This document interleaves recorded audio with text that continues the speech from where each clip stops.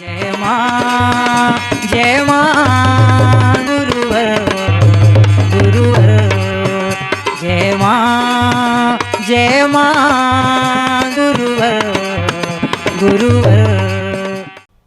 हिंदू धर्म कह रहा है कि हम ऐसा कर लेंगे वैसा कर देंगे, हमारे धर्म का शोषण हो रहा है। धर्म का शोषण अगर हिंदू धर्म का शोषण कर रहे हैं तो उसके लिए सबसे बड़े जिम्मेदार धर्म के ठेकेदार हैं और हिंदू समाज है।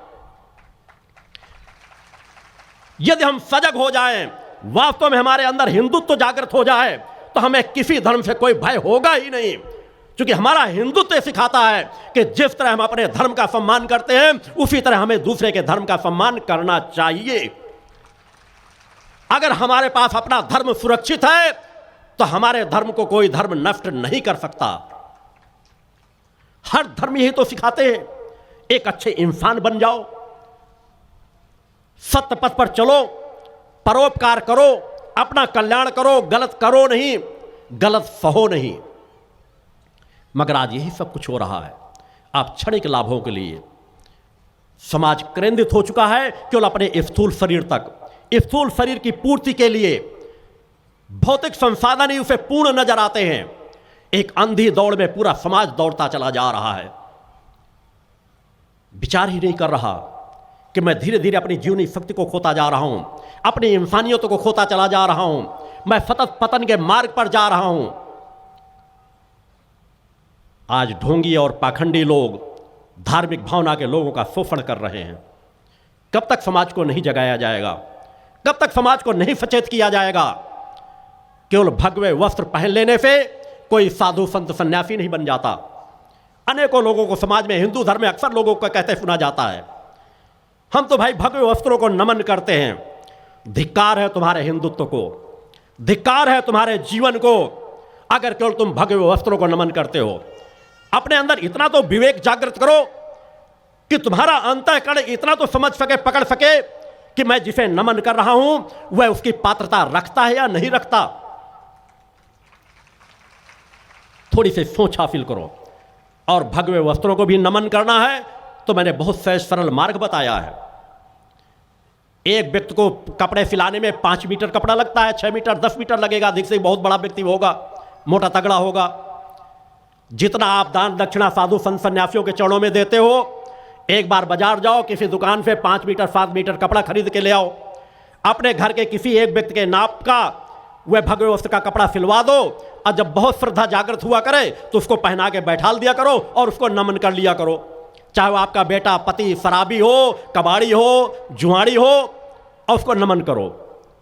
और फिर सोचो कि तुम्हारे हाथ क्या लगेगा। क्या वे भगवे वस्त्र आपको कुछ प्रदान कर देंगे? नहीं प्रदान करेंगे। जिसका अंतःकरण निर्मल नहीं है, जिसका अंतःकरण पवित्र नहीं है, जिसकी अंतरात्मा चैतन्य नहीं, जो अपने इष्ट से एकाकार नहीं, वह आपको कुछ नहीं दे सकता। समाज सतत पतन के मार्ग पे जा रहा है। समाज को जगाना होगा। हम यदि अपनी रक्षा करना चाहते हैं, अपनी इंसानियत की रक्षा करना चाहते हैं, अपने धर्म की रक्षा करना चाहते हैं, तो हमें कर्म पथ पर चलना पड़ेगा। आज नाना प्रकार की जो संस्थाएं समाज का दोहन कर रही हैं, उनकी गहराई से जांच करना होगा, उन्हें समझना होगा, जानना होगा। मेरे द्वारा जो किया जाता है वह आवाज उठाई जाती है, क्योंकि मैं जो कर सकता हूं वह मेरे द्वारा कहा जाता है कि आओ एक बार धर्म सम्मेलन का सामना करो, आओ एक बार इस माँ के अंश का, माँ के रजकण का, माँ के एक शिशु का, एक किसान परिवार में जन्म होने वाले एक अबोध बालक का सामना करके देखो। मैंने आह्वान किया है सभी धर्माचार्यों का, सभी धर्म के ठेकेदारों का, कि आपके पास, तुम्हारे पास कोई सामर्थ्य है तो आओ मेरे धर्म का, मेरे सत्य का सामना करो। आज विज्ञान में सामर्थ्य है कि वो परीक्षण कर सकता है कि किसके पास सत्य है, किसके पास असत्य है, कौन सही बोल रहा है, कौन गलत बोल रहा है। एक स्थान पर बैठकर कोई दूसरे स्थान की जानकारी देने की पात्रता रखता है या नहीं रखता? अपने हाथों के स्पर्श कर देने के माध्यम से वह किसी के दुख दर्द दूर करने की पात्रता रखता है या नहीं रखता? कोई ध्यानस्थ होकर के अपने मन मस्तिष्क को एकाग्र करने की पात्रता रखता है या नहीं रखता? क्योंकि सब कुछ विज्ञान की कसौटी में हो सकता है। इसके लिए और ज्यादा कुछ सोचने की जरूरत नहीं है। कम कम इतनी बातों के लिए सामने आ जाएं विज्ञान में क्षमता है कि देख सकता है कि अनेकों झंझावातों के बीच एक पल में ऐसा कौन सा व्यक्ति है समाज के बीच जो अपने मन मस्तिष्क को, अपनी इंद्रियों को पूरी तरह से संयमित कर सकता है। आए उसका सामना करें। मैं स्वयं उपस्थित होने के लिए तत्पर हूं। कुंडली शक्ति के लिए अनेकों संस्थाएं आज ऐसी हैं जो कुंडली जगाने के फ्यूर लगाते हैं। जितने कुंडली जागरण लगाने के फ्यूर लगा रहे हैं, मैं अपने ज्ञान पक्ष से जानता हूं, उनमें से किसी की भी कुंडली जागृत नहीं है। क्या समाज के साथ छल नहीं? अगर हमारा हिंदू समाज के लोगों के साथ ही छल कर रहा होगा तो दूसरे धर्मों का सम्मान किस प्रकार से कर सकेगा? और जब स्वयं सही दिशा में नहीं होगा तो राजसत्ता अपने आप निरंकुश होती चली जाएगी। तब क्या होता है? हमने ऋषियों मुनियों को, आप लोगों ने सुना है, जाना है, समझा है। आज भी तप की ऊर्जा को अगर देखना समझना हो तो मैंने विज्ञान को चुनौती दी है कि आए, परीक्षण के लिए भी मैं तैयार हूं। और मेरी कुंडली शक्ति की ऊर्जा क्या होती है कि मैं अगर ध्यान से बैठा हूं, मेरी इच्छा के विरुद्ध अगर मेरे कोई शरीर को स्पर्श भी कर ले तो उसे 440 वोल्ट से अधिक का करंट लगता है। भगवान की जय। मेरे परिजन मेरे साथ बैठे हैं, मेरे शिष्य मेरे साथ बैठे हैं, एक बार ने सैकड़ों बार इसका अनुभव करा चुका हूं। निश्चित है, मैं एक संतुलन, पारे के समान ऊर्जा का संतुलन बना के रखना पड़ता है, मगर कई बार वो अगर थोड़ा सा आगे बढ़ते क्रम में गया तो दूसरा स्पर्श करने वाला तीव्र झटके का एहसास ही नहीं करता। एक ऐसी आवाज होती है जिस तरह कोई पावर के तारों के कनेक्शन को आपस में टकराया जाता है, स्पार्क की आवाज होगी। इसे विज्ञान भी देख सकता है, समझ सकता है, अनुभव कर सकता है। मैं कहीं भी एक बार उपस्थित होने के लिए तैयार बैठा हूं। यह समाज को यह प्रतिनिधि निकाल करके दे, मेरे पास आया आश्रम, मैं उसे कुछ वक्त दूंगा, वह उसको सत्य को स्वीकार करके देखेगा। मेरे शिष्य ना हो, मेरे भक्त ना हो, समाज के बीच कोई आ जाए, नास्तिक से नास्तिक कोई व्यक्ति आ जाए, उस ऊर्जा को देखे कि सत्य और तप की ऊर्जा क्या होती है, सत्य की तपिश क्या होती है, तप की तपिश क्या होती है, शरीर की ऊर्जा की तप क्या होता है। मगर ये सहज नहीं है। आज ने को साधु सन्यासी जो तान करके गधों के समान सूर्योदय के बाद तक सोते रहते हैं, पूरा समय अधिक से अधिक केवल किस तरह दान दक्षिणा इकट्ठा हो जाए इसमें ही उनका पूरा ध्यान बना रहता है। मैं नहीं कह रहा कि भूतल के समस्त साधु संत सन्यासी पतन के मार्ग पर है। समाज में कुछ चंद लोग ऐसे हैं जो सत्य धर्म के पथ पर चल रहे हैं, तप के बल पथ पर चल रहे हैं, मगर वो गिने चुने लोग हैं। 1000 में 2, 4, 5 ही ऐसे मिलेंगे,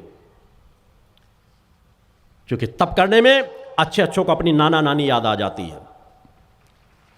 शरीर को तपाना, मगर तपाने से जो पूंजी प्राप्त होती है उस पूंजी की तुलना किसी दूसरे से नहीं की जा सकती। उस पूंजी के बल पर एक एक व्यक्ति लाखों लाखों करोड़ों करोड़ों लोगों के जीवनों में परिवर्तन डालता चला जाता है। आज भी परिवर्तन का परिणाम है। लोग बड़े बड़े शिविर लगाते हैं, शक्तिपात शिविर हो रहा है, शक्तिपात दीक्षा हो रही है। मैं हर पल शक्तिपात करता हूं, मगर कोई प्रदर्शन नहीं, कोई ऊर्जात्मक कर नहीं। मेरी सत्य की तरंगे, मेरी शरीर से निकलने वाली ऊर्जा की तरंगे, वायु से स्पर्श करने की तरंगे, मेरे नेत्रों की तरंगे हर पर मेरे सत्यों को चेतनावान ही बनाती रहती है। और इसी का परिणाम है आज वह समाज जुड़ा हुआ है जिसे समाज को दुनिया नकारती थी। जो गरीब थे, असमर्थ थे, असहाय थे, मुझसे जुड़ने वाला 99% समाज उन परिस्थितियों का व्यक्ति होगा जिसे बड़े बड़े साधु संत सन्यासी स्वीकार नहीं करते थे, असमर्थ असहाय मानते थे, जो गरीबी के शिकार थे, जो आत्महत्याओं की ओर बढ़ रहे थे, जो अपराधों की ओर बढ़ रहे थे, जो नफे मांस की ओर बढ़ रहे थे। क्या पतन ही होना है तो जो जैसा जीवन चल रहा है चलने दें। जिन्हें कोई मार्ग नहीं दिखाई दे रहा था, उन चेतना तरंगों का परिणाम यह है कि आज वह शक्ति साधक बन करके अपने जीवन में परिवर्तन ला रहे हैं और समाज में परिवर्तन डालते चले जा रहे हैं। भगवान की जय। यह सत्य की ऊर्जा का परिणाम होता है। मुझे किसी गर्व और घमंड का नहीं, मुझे मान सम्मान की भूख नहीं, क्योंकि मेरे पास वक्त ही इतना नहीं है। मेरी यात्रा अब तक की लोगों ने देखा है और आगे कुछ वर्षों के बाद मुझे अखंड उन अनुष्ठानों के यज्ञों में बैठना है जहां एक एक यज्ञ में 11-11 दिन अग्नि के समक्ष 8-8, 9-9 घंटे एक आसन में बैठना पड़ता है। 100 यज्ञ भी शेष पड़े हैं। मेरे का अधिकांश समय अग्नि के समक्ष में ही व्यतीत हो जाना है। ना मुझे समाज से मान सम्मान की भूख है, ना धन वैभव ऐशो आराम की भूख है। मैं अपने लक्ष्य पर, अपने पथ पर, अपने कर्तव्य पथ पर, जो परम सत्ता के चरणों पर मैंने संकल्प लिया है कि समाज से अनित्य अन्याय धर्म की जड़ों को उखाड़ करके रहूंगा, सत्य धर्म की नींव ऐसी सशक्त जमाऊंगा जिस विचारधारा को मैं रहूं या ना रहूं, उस विचारधारा को दुनिया की कोई ताकत नष्ट नहीं कर सकेगी। भगवान की जय। हजार तहखानों में भी आपके गुरु को बंद कर दिया जाए तो वहां से भी चेतना तरंगों के माध्यम से कार्य करने की सामर्थ्य रखता है। क्योंकि मैं आज भी वैसा ही कार्य करता हूं। अनेकों संस्थाएं होती हैं, जब किसी क्षेत्र में शिविर होगा तो उनके साधु संत सन्यासी, उनके प्रमुख जो धर्मगुरु होते हैं, उस क्षेत्र के पूरे प्रमुख लोगों को छान मारते हैं जिनके पास वैभव सामर्थ्य होती है कि हमें कहीं ना कहीं से सहयोग मिले। किसी के कुछ मिनट किसी के यहाँ देंगे, कुछ मिनट किसी के यहाँ देंगे। जब मैं शिविर में उपस्थित होता हूँ, एक दिन पहले उपस्थित होता हूँ, एक भी व्यक्ति से तब तक कोई संपर्क नहीं करता हूँ जब तक मेरा शक्ति चेतना जन जाकर शिविर पूर्ण नहीं हो जाता। अधिक से अधिक एकांत में साधनारत रहता हूँ। अगर मैं आपका आह्वान करता हूँ तो आप इस स्थान से खाली ना जाएं, आप कुछ माँ की ऊर्जा लेके जाएं, मेरा आशीर्वाद लेकर के जाएं, आपके जीवन में कुछ परिवर्तन आए, आप नशे मान से मुक्त चरित्रवान जीवन जी सके, आपका जीवन आत्मकल्याणी, आपका जीवन परोपकारी बने, वैसा परिवर्तन डालता हूं। एकांत साधना में यहां भी रत रहता हूं। मात्र 2-3 शिष्यों के अलावा कोई मुझसे तीसरा व्यक्ति मिल नहीं सकता। करोड़ों नहीं अरबों की संपत्ति ला करके डाल दे और इस अंतराल में कोई मुझसे कह दे गुरुजी 1 मिनट हमें आपसे मिलना है, तो पिछले 25 सालों का रिकॉर्ड समाज के सामने है। अनेकों लोगों ने प्रयास किया मगर मेरे पास एक क्षण नहीं रहा, क्योंकि मेरे कोई भी क्षण बिकाऊ नहीं है। और जो मैं समाज को दे रहा हूं उसको देने के लिए मैंने स्वयं संकल्प लिया है और मेरे संकल्प में कोई विकल्प नहीं होता। मैंने जो पथ ठान लिया है कि मैं जानता हूं कि मैं अपने आप शरीर को जितना थपाऊंगा, जितना साधना में जीवन जीऊंगा, उतना समाज में अपने आप परिवर्तन आता चला जाएगा। उसी पथ पर चलता हूं। आपसे भी हुई अपेक्षा करता हूं कि अपने धर्म और धैर्य का पुरुषार्थ का कभी त्याग ना करें। धर्म धैर्य पुरुषार्थ में सब कुछ समाहित है। कोई भी परिस्थिति आ जाए, अनित्य अन्याय धर्म का दामन मत थामो, सत्य पर अडिग रहो। मौत भी आ जाए तो उसे स्वीकार कर लो। अगर तुम आगे की ओर गिरो भी मरते वक्त तो तुम सत्य धर्म की ओर तुम्हारा सर होना चाहिए, अनित्य अन्याय धर्म की ओर नहीं। आपका गुरु ऐसा जीवन जीता है, यही तो हमारा धर्म है, यही तो हमारा सत्य है, तभी तो हम परम सत्ता के सच्चे भक्त बन सकेंगे। एक बार उस विचारधारा पे अडिग होकर के देखो, एक बार उस परम सत्ता की कृपा का एहसास करके देखो। अगर उसके एक तरंग का एहसास आप लोगों ने कर लिया तो फिर कोई विकल्प आपके पास से बचेगा ही नहीं। आपका प्रेम अपने आप अडिग हो जाएगा। मैं बार बार इसलिए आप लोगों को प्रेरित करता हूं कि आओ उस कदम में निष्ठा विश्वास है, चलो एक जन्म उस कदम पर चला करके देखो तो कदम चलो, तो सत्य की यात्रा में तो चलो।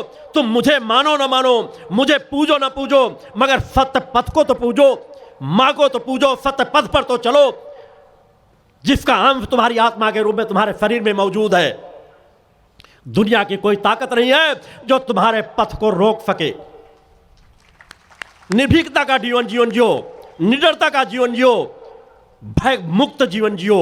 और भय मुक्त जीवन तभी मिलेगा जब मां के दामन को थाम लोगे, जो आपकी अपनी मां है, जिसके आप अंश हो, जो जगत जननी कहलाती है, हम सब की मां है। सच्चे मन से 2 मिनट मां के चरणों में बैठना तो सीखो, उसे पुकारना तो सीखो। और पुकारने के लिए आपको सिर्फ अपने विकारों से धीरे धीरे दूर होना है। तुम आज कैसे हो बिल्कुल मत विचार करो। तुम शराबी हो, जुआरी हो, गंजेड़ी हो, भ्रष्टाचारी हो, चरित्रहीन हो, बस इस पथ पर बढ़ना प्रारंभ कर दो। मैं तुम्हें विश्वास दिलाता हूं कि तुम नशे मान से मुक्त चरित्रवान जीवन अवश्य प्राप्त कर लोगे, जिसका एक सहज प्रभाव है। जिस तरह मैंने कहा कि अंधकार का अस्तित्व तभी तक है जब तक सूर्य की कोई किरण नहीं आती। तुम सूर्य के प्रकाश को स्थान तो अपने अंदर देकर के देखो, सत्य को स्थान तो अपने अंदर देकर के देखो। अपने समस्त रिश्ते नातों से बढ़कर के अपने गुरु, अपनी इष्ट का मां को स्थान देकर के तो देखो। और जिस दिन तुम उतना स्थान देने में भी सफल हो गए, तुम्हारा आत्मबल बढ़ जाएगा, तुम्हारी कार्य क्षमता बढ़ जाएगी, तुम निरोगी जीवन जीना प्रारंभ कर दोगे। तुम दैनिक जीवन जी रहे हो, नाना प्रकार की व्याधियों से ग्रसित होते जा रहे हो, विकारों से ग्रसित होते जा रहे हो, पतन के मार्ग पर बढ़ते चले जा रहे हो, एक बार विचार करो कि आपका कल्याण कैसे होना है, आपके बच्चों का कल्याण कैसे होना है। यदि आप नहीं संभल सके तो आपके गर्भों से जन्म लेने वाले बच्चे भी कुसंस्कारी होंगे, चरित्रहीन होंगे और कोई मार्ग नहीं समाज को सुधारने का। एक बार अपने आप को खिला करके दो देखो, अपने पुष्प को, आत्मा रूपी पुष्प को खिलाओ तो उसकी सुगंध से तुम स्वतः आनंदित रहोगे और उसकी सुगंध से तो जो तुम्हारे संपर्क में आएगा वह भी आनंदित होता हुआ, परिवर्तित होता हुआ जाएगा। उस पथ पर चलना सीखो। नफा मनुष्य की मूल जड़ है। मैंने 5 महामारियां जो बताई थी कि समाज के लिए 5 सबसे बड़ी महामारियां हैं, मैंने उसमें नफे को सबसे पहले रखा था। नफा, मांस, भ्रष्टाचार, नास्तिकता और सांप्रदायिकता, ये समाज की सबसे बड़ी 5 महामारियां हैं। इन 5 महामारियों का परिणाम ही है कि समाज आज पतन के मार्ग पे बढ़ता चला जा रहा है। कोई रास्ता ही नहीं नजर आ रहा, कहां से समाज को सुधारा जाएगा। मगर इन 5 महामारियों को यदि हम एक एक करके खत्म करना प्रारंभ कर दें तो हमारे अंदर जीवन में परिवर्तन आ जाएगा। हमारे लिए सब कुछ होते ही हमारे लिए कुछ, यह सब कुछ बेकार नजर आएगा। हम नफा मुक्त जीवन जीने का संकल्प ले लें। मूल सबसे पहली जड़ है। यदि आप वास्तव में मां के सच्चे भक्त बनना चाहते हो, चरित्रवान जीवन जीना चाहते हो, चेतनावान जीवन जीना चाहते हो, तो सबसे पहला एक संकल्प ले लो कि मैं नफा मुक्त जीवन जीऊंगा। क्योंकि नफा ही आपके पतन का मूल कारण है। क्योंकि जब आप नफा करते हैं तो आपकी सुषुम्ना नाड़ी बाधित होती है। जो बाह्य नफा आपके मस्तिष्क को प्रभाव डालता है उससे आप ध्यान में बैठना चाहोगे, कभी ध्यान लगेगा ही नहीं। क्योंकि वहां बाहर की पवित्रता कार्य नहीं करती कि हम बाहर बहुत अच्छी अच्छी साबुन लगा करके हमने स्नान कर लिया है, बहुत अच्छा तेल लगा लिया, बहुत अच्छे कपड़े पहन लिए हैं और हम ध्यान में बैठेंगे तो हमारा ध्यान लग जाएगा। अरे बाहर आपकी गंदगी भी लगी हुई हो, मगर अंतःकरण को आपने यदि निर्मल पवित्र बनाया है तो गंदगी में बैठ करके भी आपका ध्यान लग जाएगा। प्रयास करके देखो। आपको स्वयं अपने आप को स्वयं के द्वारा स्वयं को सुधारना होगा। ये 5 महामारियां हैं, नफा, मांस, भ्रष्टाचार, नास्तिकता और सांप्रदायिकता। नफे से समाज का पतन हो रहा है। आज संगठन के प्रयास से 1-2 लोग नहीं, करोड़ों लोग नफा मुक्त जीवन जी चुके हैं। आप लोग भी जो इस शिविर में वहां उपस्थित हुए हैं, शिष्यों के साथ या शिष्यों ने आश्वासन देकर के आपको लाया है, एक बार विचार करके देखना। शांत चित्त होकर केवल 2 दिन की आरती लेकर के देखो। मेरा वादा है आप लोगों के साथ कि 100 में 99% व्यक्ति नशा मुक्त होकर के ही जाएंगे। तो भगवान की जय। मैं कोई दवा नहीं देता हूं, मां की कृपा देता हूं। आप लोगों का कल्याण हो इसके लिए अपने आप को तपाता हूं। जब शिविरों का संकल्प कहीं के लिए ले लेता हूं, वहां से मेरी साधनाएं प्रारंभ हो जाती हैं और मेरी साधनाएं कभी निष्फल नहीं जा सकती। 100 में 99% व्यक्ति नशा मुक्त होकर के ही जाएंगे। 100 में 1 आध की बात नहीं कहता। आज आप लोगों के बीच भी जो समूह बैठा है, मैं अपने शिष्यों में भी हर बार इस बात का गर्व मुझे बना रहता है कि मुझसे दीक्षा प्राप्त शिष्य 100 में 99 व्यक्ति ऐसे जरूर होंगे जो भूल करके कभी नफा कोई नहीं करते। 100 में 1 आध कोई गलती कर बैठे कह नहीं सकता। आज देश के अंदर कोई भी ऐसी संस्था ला करके खड़ा कर दीजिए जो इस दावे को गर्व के साथ कह सके कि मेरे शिष्य 100 में 99 व्यक्ति नशा मुक्त हैं। आज मैं गर्व के साथ कहता हूं। और बल्कि अगर ये कहूं कि 1000 में 999 व्यक्ति नशा मुक्त मिलेंगे, 1000 में कोई 1 आध बिरला मिलेगा। बोलो भगवान की जय। यह सत्य की नींव है, सत्य का परिणाम है कि एक छोटे से स्थान से जहां मां का अखंड गुणगान चल रहा है, जिस आश्रम की स्थापना की गई थी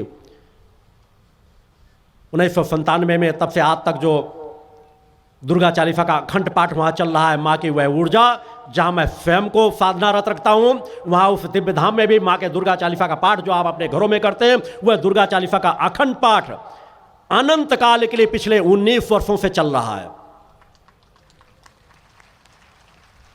उससे अपने आप को जोड़ करके देखो, तुम्हारा जीवन विकार मुक्त होने लगेगा।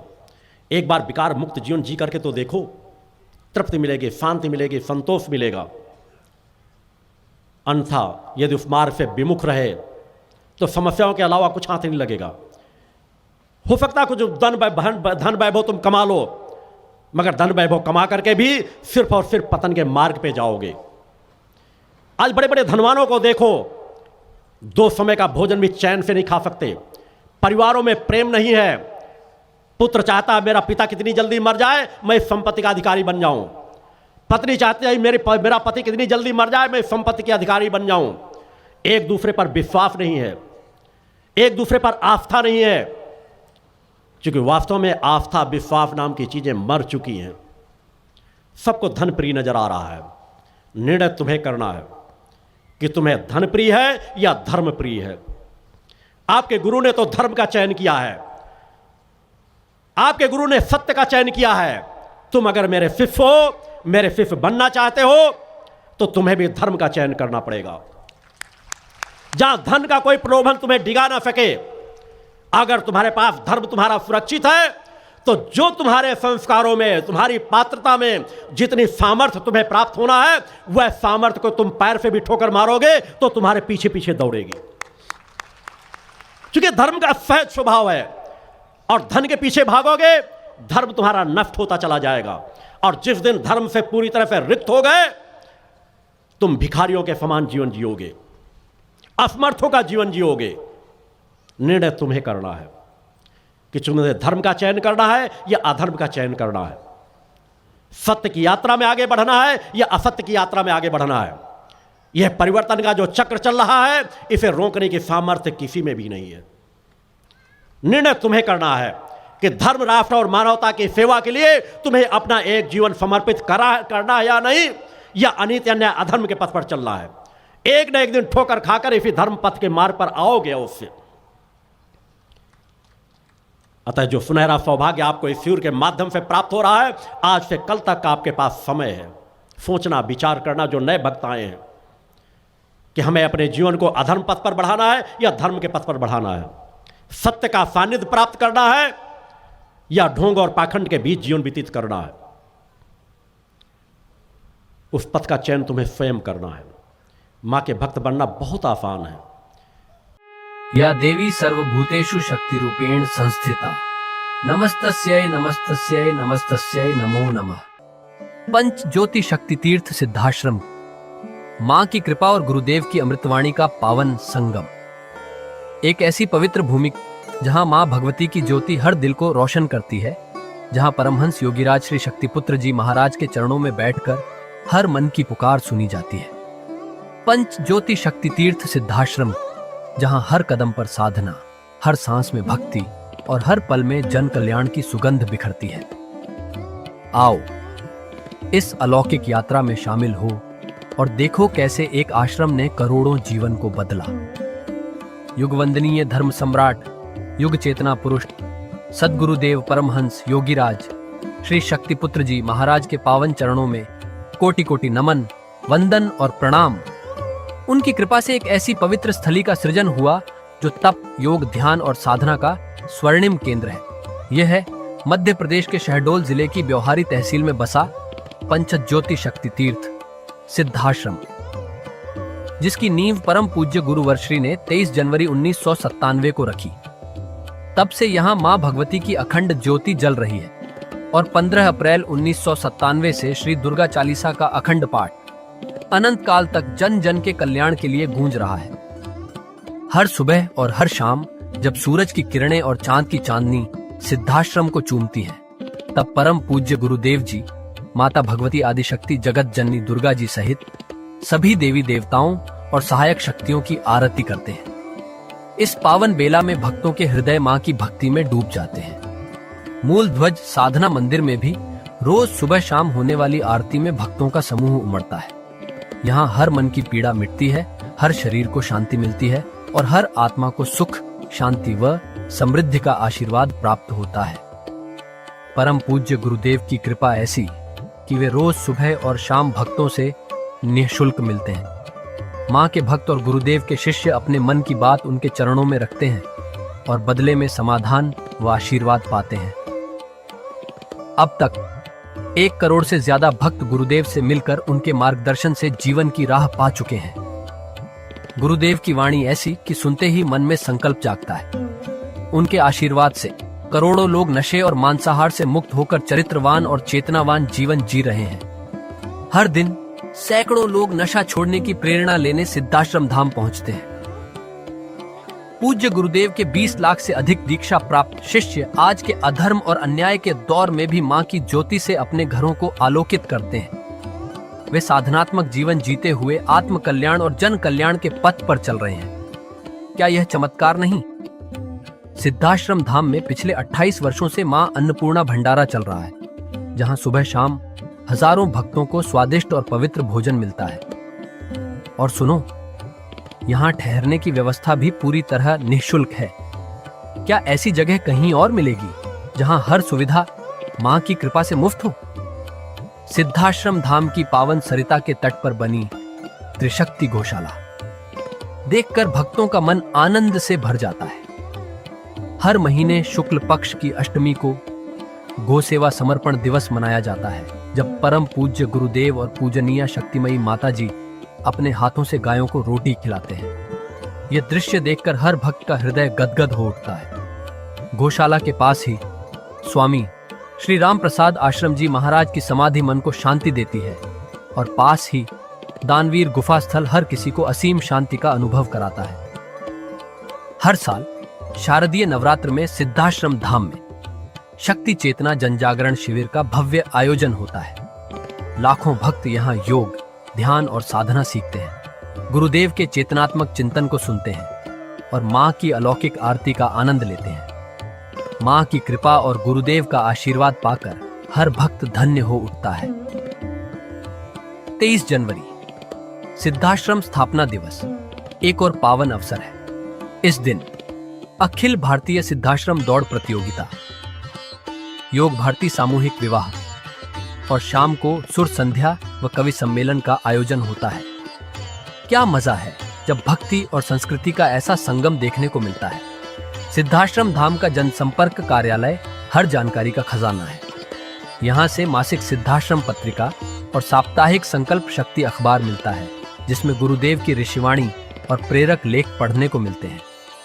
और हाँ, यहाँ माँ के प्रसाद के रूप में शक्ति जल भी निःशुल्क मिलता है। इस शक्ति जल ने करोड़ों लोगों को नशे और बीमारियों से मुक्त कर चेतनात्मक ऊर्जा दी है। क्या यह माँ की कृपा नहीं? जन कल्याण का एक और अनुपम उदाहरण है निःशुल्क वस्त्र सहायता केंद्र, जहां लाखों जरूरतमंदों को कपड़े दिए गए हैं। यह सिलसिला आज भी अनवरत चल रहा है। सिद्धाश्रम धाम में पौधारोपण का भी बड़ा काम होता है। परम पूज्य गुरुदेव जी महाराज एवं पूजनीय शक्तिमयी माता जी स्वयं समय समय पर पौधारोपण करके पर्यावरण को बढ़ावा देते हैं। सिद्धाश्रम धाम में अनेक प्रकार के फल, फूल और औषधियों के हजारों पेड़ों की हरियाली देखकर मन प्रसन्न हो जाता है। सिद्धाश्रम धाम में विभिन्न प्रकार की हरी सब्जियां उगाई जाती हैं, जो निःशुल्क चल रहे मां अन्नपूर्णा भंडारे में प्रयोग की जाती है। परम पूज्य गुरुदेव जी ने मानवता, धर्म रक्षा और राष्ट्र रक्षा के लिए 3 धाराएं बनाई हैं। भगवती मानव कल्याण संगठन, पंचज्योति शक्ति तीर्थ सिद्धाश्रम और भारतीय शक्ति चेतना पार्टी 15 मार्च 1995 को बने। भगवती मानव कल्याण संगठन के 1 लाख से ज्यादा कार्यकर्ता नशा मुक्त, चरित्रवान और परोपकारी समाज बनाने में जुटे हैं। संगठन का नशा विरोधी आंदोलन इतना प्रभावी है कि पिछले कुछ सालों में 2000 से ज्यादा अवैध शराब माफियाओं पर कार्रवाई हुई। संगठन के समर्पित और कर्मठ कार्यकर्ता दिन रात इस मिशन में लगे हैं। Siddhashram Ayurveda and food products के जरिए शुद्ध दवाएं और खाद्य पदार्थ बनाए जाते हैं। इन्हें लेने या व्यापार के लिए एजेंसी पाने के इच्छुक लोग संपर्क कर सकते हैं। आओ सिद्धाश्रम की इस पावन यात्रा का हिस्सा बनो। यहाँ माँ का अखंड गुणगान सुनो, साधना में डूबो और परम पूज्य गुरुदेव के दर्शन कर जीवन को धन्य करो। भगवती मानव कल्याण संगठन तुम्हें मानवता, धर्म और राष्ट्र की सेवा में शामिल होने का सादर न्योता देता है। जय माता की, जय गुरुवर की।